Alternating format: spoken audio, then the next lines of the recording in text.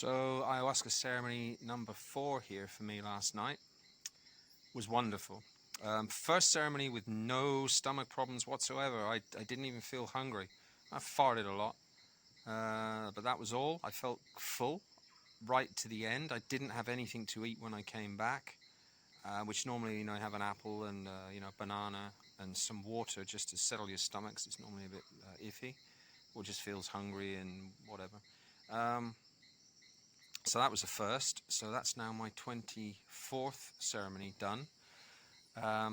It's Thursday today. Roger's going tomorrow, so I'm going into Nauta with them. So Maestra, I had a really good conversation with Maestra after the San Pedro ceremony this morning. And she said now I'm leaving on Monday, not Tuesday, because my final ceremony will be San Pedro on Sunday. With 2 more ayahuasca ceremonies back to back tomorrow night.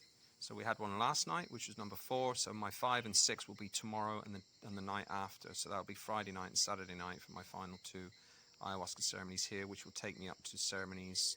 That'll be 26 ceremonies for me by the time Saturday night's done. So last night's ceremony was absolutely perfect. I didn't ask for a second glass. I was in a really good space. I said it's all about that moderation thing. I quit while you're ahead, while I felt good. I didn't need any more. I had a really fantastic conversation with Mama, or rather she just talked and I didn't ask any questions. I did a couple, but she said, just listen. This is just about information for you. And again, it ties in sometimes with the book that you've read, because people won't believe this, but this has happened a couple of times. Like, the books that I've found on the shelves have been absolutely key for me to understand a different way of viewing the universe. And one of them's this book here.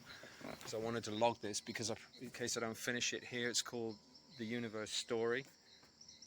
And it's written by scientists, very knowledgeable, but obviously with a spiritual bent, because they've got a totally different way of thinking about the universe in terms of the matter that's in it has abilities, just as a way of explanation, and how it got composed. And then that makes you think about every particle in the universe as the universe evolved, having certain characteristics that enabled the next stage of the evolution of the universe, and that continues.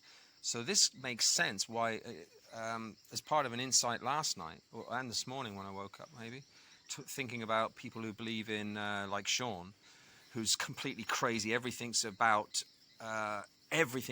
horoscope, star sign reactions. Now, there's a major misconception here, because A, it's too vague. The position of the stars is fucking irrelevant compared to local forces. But as far as instantaneous actions of every single quantum of matter in the universe at the time of your birth, because of the energies that are present at that time and probably your conception, are going to fundamentally create the character and your personality that you become, because the energies at that specific moment, all the spiritual energies and all the energies in the universe present at that moment of birth and conception, and at any moment in time after, are going to affect your lifeline of existence. Obviously, it's so clear when you see it in those terms of fundamental energies of the universe and all the billions of possibilities of interactions at any point in time that affect nature, which is everything. Because everything is continuously changing on a quantum level. So, yes, of course, there will be sort of characteristics that are imbued within you that form your character for later in life, and then everything that happens to you on your particular life's journey, your destiny, which obviously is unwritten at every specific instantaneous moment of your existence, because until something's happened in a quantum perspective, there's only possibilities. Until, in the other book that I was reading, which is Amit Goswami's, until the quanta in its waveform collapses, and I had a lecture on this after reading that book on my dieta, until the quantum waveform collapses to a particle that then becomes fixed as a particle in this dimension to become matter, to affect what's around it and the happenings that happen, everything that happens after that quanta has materialized statistically according to everything else that's happening around it. So that's the interconnectedness of everything.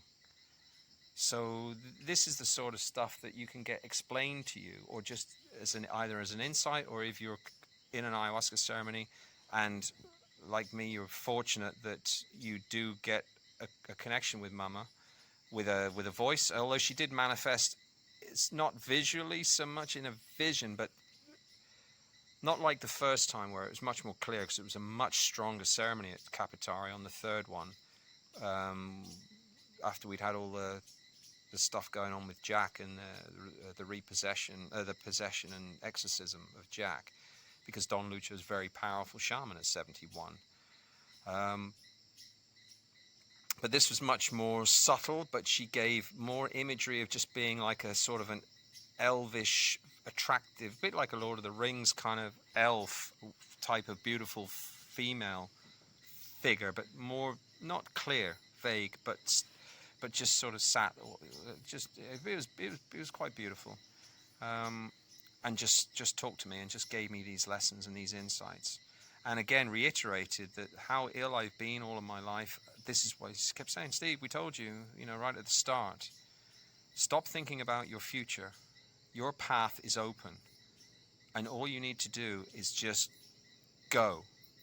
Don't ask any questions. Don't have any goals. Just let it unfold, because all you need to do is heal and stay on the path. That's all you need to do until, when the time is right, whatever will happen will happen. So now that's much clearer to me after sort of, us humans are always thinking about, I need to do this, I need to do that, I need to have, you've got to do something, obviously.